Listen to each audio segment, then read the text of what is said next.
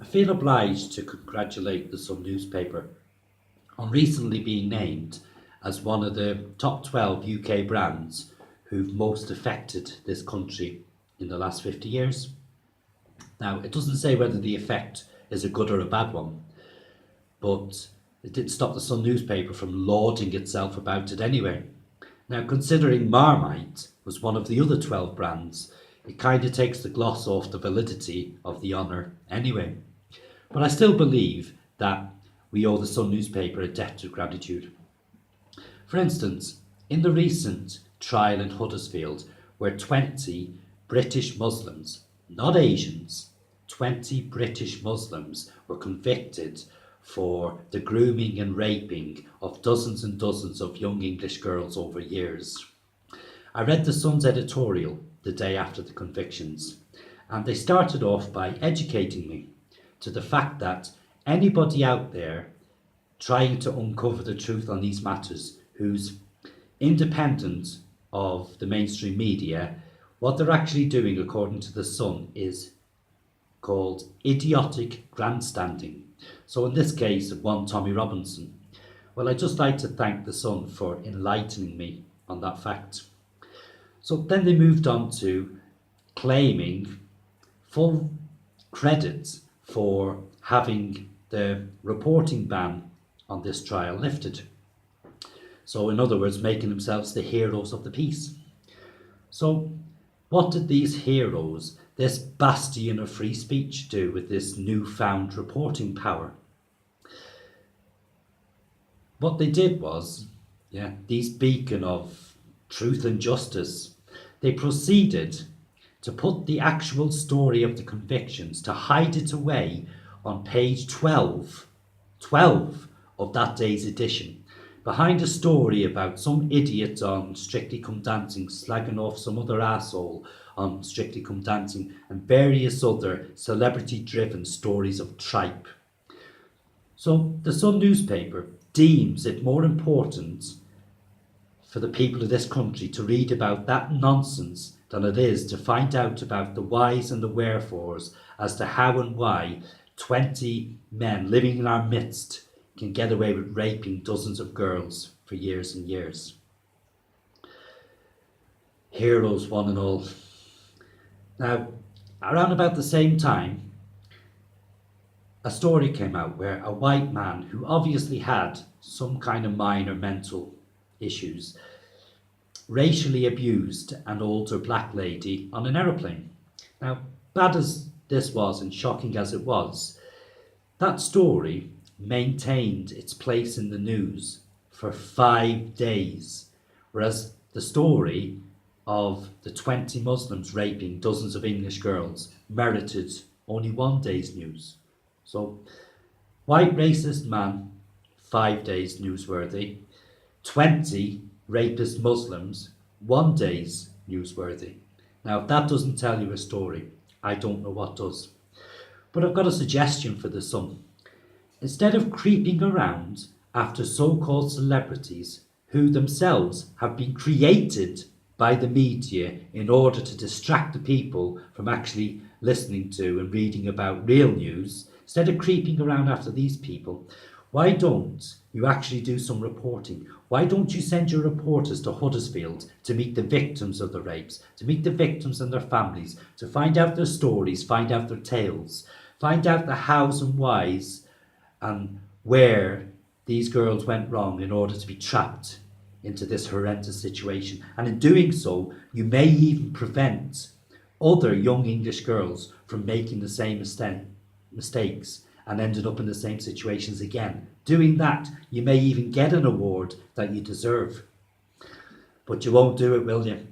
You won't, because like the rest of this country, you are paralysed by fear, paralysed by the fear of upsetting Muslims and being branded as bigots and racists. The very same charges you levy at people out there independently trying to uncover these truths, the truths that you should be uncovering but are not doing. So a few months ago, after Tommy Robinson was released from his illegal incarceration, I read the Sun's editorial the next day then as well, and it started off by trying to discredit Tommy and by labelling him a thug. Now, I don't know Tommy Robinson, but I know a bit about his past, and I know that when he was younger, he joined the BNP. He made a mistake he realised within a year and left again. Then, when the grooming gang started up in his hometown of Luton, he set up the EDL to combat these grooming gangs. Not as a racist organisation, but just to combat and to speak up for the well-being of young English girls. Now, whilst leader of the EDL, he made a mistake, like we all do. After one of the terrorist atrocities, he stood on some steps and he blamed all the Muslims in the country for allowing the terrorism to happen. Now, he's realised that was a mistake and he's apologised for it again and again and again. When the EDL started to go a way he didn't like, he left the EDL as well and he became independent.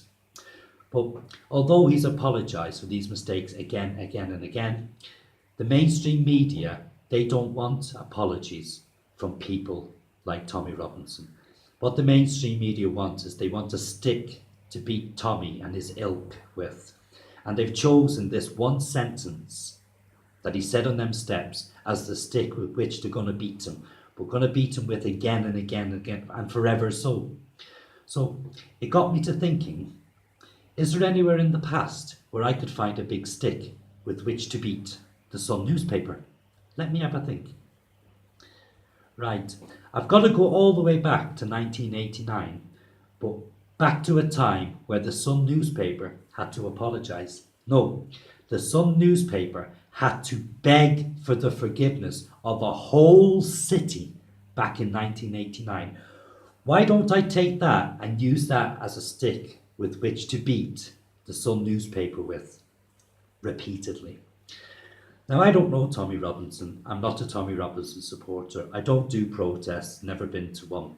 But I'm just using Tommy's recent situations in my video simply so that it's a perfect example of how I can highlight the hypocrisy of the Sun newspaper. Now, also in that same editorial, once they tried to discredit Tommy, they moved on to social media. And in that editorial, the Sun newspaper referred to social media as a sewer. So, social media is a sewer, therefore, all its millions of users, all the little people, we must be sewer rats. But surely, and this is just pulling figures out of my head, surely 70, 80%, maybe more of the Sun's very own readership are social media users. So therefore, are the Sun calling their users, their readership, sewer rats? Thing is, why would you call the social media sewer? It's like a term of hate. Is it because they hate social media? I don't think so. I think it's about fear. I think the Sun, along with all the media, mainstream media outlets, fear the internet. They fear social media, and rightly so. Because since the internet has come along, it is, I know there's a lot of disinformation about, but even so, it's made a lot more of the truth about matters available to the normal people, instead of the edited crap that the media has been presenting to us for decades. So with the full information on things, it gives people the chance to voice their own opinions on matters, rather than have the opinions that the mainstream media have foisted on us, again, for decades. So the days of mainstream media being able to cover up for all kinds of corruption and paedophilia at the top of our society, them days have gone, because the internet has woken up the people to these atrocities. So many atrocities that have been hidden from us for years and years by the governments and by mainstream media. So I've got a message for the Sun newspaper. You are not the paper of the people. You are one cog. You are one cog in a corrupt, creaking, corroding written press whose days are numbered. Until next time, feel free to share, subscribe, comment. Take care.